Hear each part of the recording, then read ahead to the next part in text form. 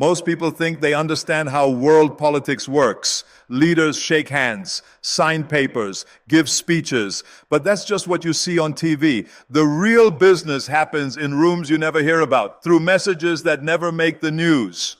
What I'm going to tell you today will change how you see America's relationship with India forever. Here's the thing about power. Real power doesn't announce itself. It moves quietly. It works through people who know how to keep secrets.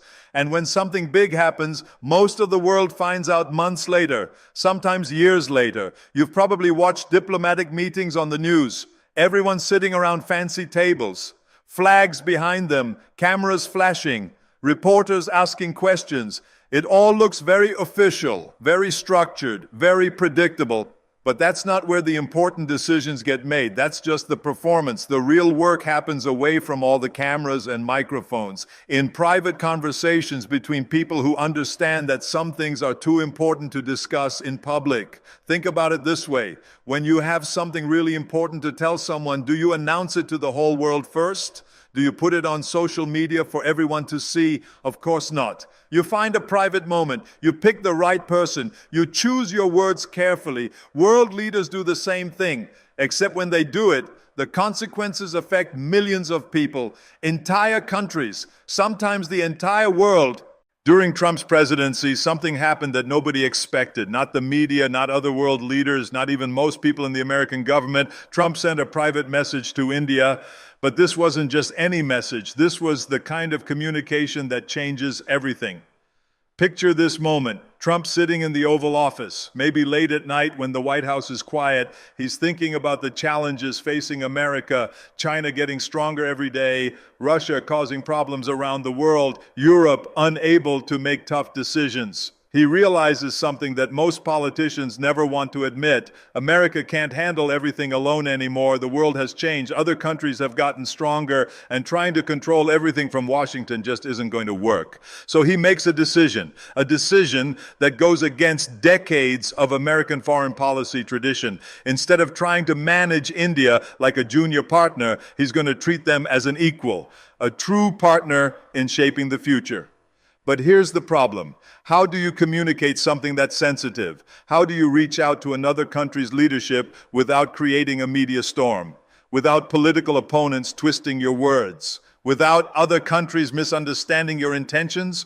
You do it privately, carefully, through people who understand the stakes. And the way India handled it shocked everyone. Let me explain what really happened and why it matters more than anything you've seen in the news lately. You see, diplomacy has two faces. There's the public face, photo opportunities, press conferences, formal meetings with flags and handshakes. Everyone sees this, everyone talks about it, but it's mostly theater. Then there's the private face. Secret communications, back-channel conversations, messages sent through trusted people to avoid public attention. This is where the real decisions get made. This is where the future gets shaped. Trump understood this better than most politicians. He knew that sometimes you need to talk directly to people without all the noise, without reporters asking questions, without political opponents trying to twist your words. So when he had something important to tell India, he didn't use normal channels. He didn't go through the State Department. He didn't send an official letter.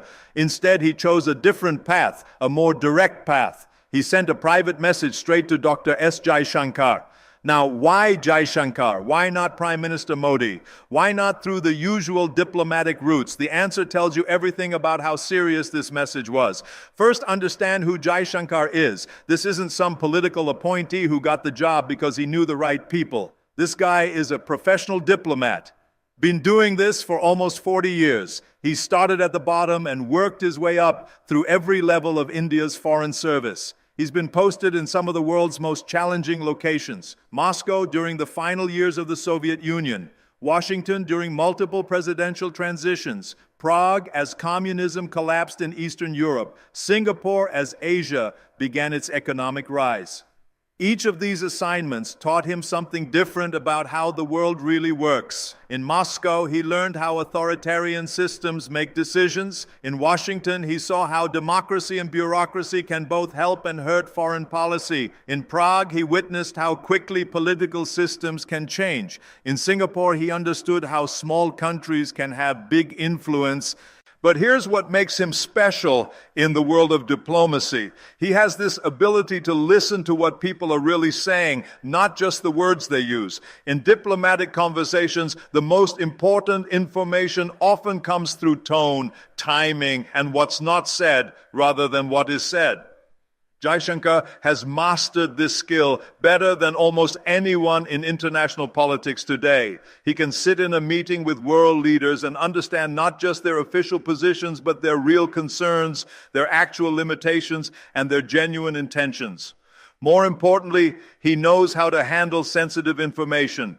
In almost 4 decades of diplomatic service, he's never leaked classified information to the press. Never used private conversations for personal political gain, never betrayed the confidence of foreign leaders who trusted him with their secrets. This reputation didn't happen by accident. It was built through years of proving that he could be trusted with the most sensitive information. That's why everyone from Putin to Xi Jinping to European leaders respect him, not because they agree with his positions, but because they trust him to keep his word. And in international politics, trust is everything. So Trump's message went directly to Jaishankar through unofficial channels. No paper trail, no government bureaucracy, no politicians trying to score points.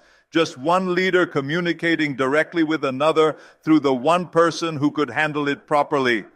But what was in this message? What could be so important that it required this level of secrecy? Here's what we know. This wasn't about trade agreements or military deals. Those things get handled through normal government channels. This was about something much bigger, something that could change the balance of power across the entire world. To understand what Trump was really thinking, you need to look at what was happening globally at that time. China wasn't just growing economically anymore. They were becoming militarily aggressive, building artificial islands in the South China Sea, claiming territory that belonged to other countries, making it clear they wanted to control all the major trade routes in Asia. But it wasn't just military expansion. China was using economic pressure too, threatening countries that disagreed with their policies, cutting off trade relationships when other governments criticized Chinese actions, using their huge market as a weapon to force other nations into compliance. At the same time, Russia was causing problems on multiple fronts, interfering in democratic elections around the world, invading neighbors like Ukraine, using energy supplies as political weapons against European countries, testing how far they could push before someone pushed back. Meanwhile, traditional American allies in Europe were struggling to respond effectively to these challenges. Some countries were too dependent on Russian energy to take strong positions. Others were too invested in Chinese markets to risk economic retaliation. Many were simply overwhelmed by their own internal political problems. Trump looked at this situation and realized something that many American leaders before him had refused to acknowledge. The world had fundamentally changed. America couldn't single-handedly manage every global challenge anymore, not because America had gotten weaker, but because other countries had gotten much stronger.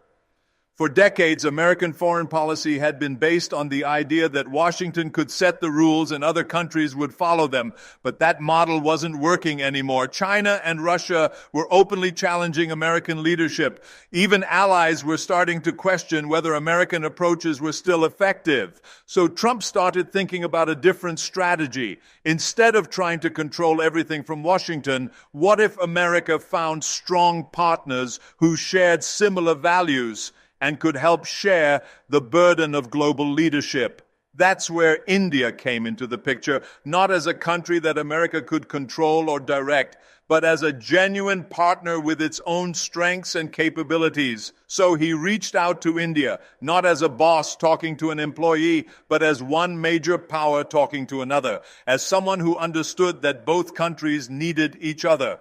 The message was clear and direct. America recognized India as an equal. Our partner, not a junior ally, not a regional power, but a global force that could help shape the future of the world. Think about how revolutionary this was. For most of its history as an independent nation, India had been treated by superpowers as either a country to be influenced or a market to be accessed. The Soviet Union tried to make India a client state during the Cold War. China alternated between friendship and hostility depending on their own strategic needs. Even friendly countries like Britain and France saw India primarily as an economic opportunity. But Trump was offering something completely different: true partnership between equals, recognition that India had legitimate interests that extended far beyond South Asia, acknowledgement that India's voice deserved equal weight in global decisions. This wasn't just diplomatic courtesy, this was a fundamental shift in how America viewed the world. Instead of seeing international relations as a pyramid with America at the top, Trump was proposing a model based on cooperation between major powers who shared similar values. For India, this offer was both exciting and challenging. Exciting because it meant global recognition of their growing power and influence. Challenging because it also meant taking on global responsibilities that India had never had to handle before. Think about India's position at that time. They were already dealing with complex relationships with China and Pakistan. They had their own internal development challenges: poverty, infrastructure, education, healthcare. Taking on global responsibilities would require resources and attention that were already stretched thin. But the opportunity was too important to pass up. If India wanted to be treated as a major power, they had to be willing to act like one. That meant thinking beyond regional issues and taking positions on global challenges. The message from Trump was essentially an invitation to join the top table of world leadership, but it came with expectations. If India wanted equal treatment, they would need to contribute equally to solving global problems. And here's where the story gets really interesting. Instead of keeping this message completely secret, Jaishankar did something unexpected, something that caught everyone off guard. At a major international conference with reporters and analysts watching from all over the world, he made a statement that seemed routine on the surface. He was talking about India's foreign policy. Standard diplomatic language, the kind of speech every foreign minister gives at these events.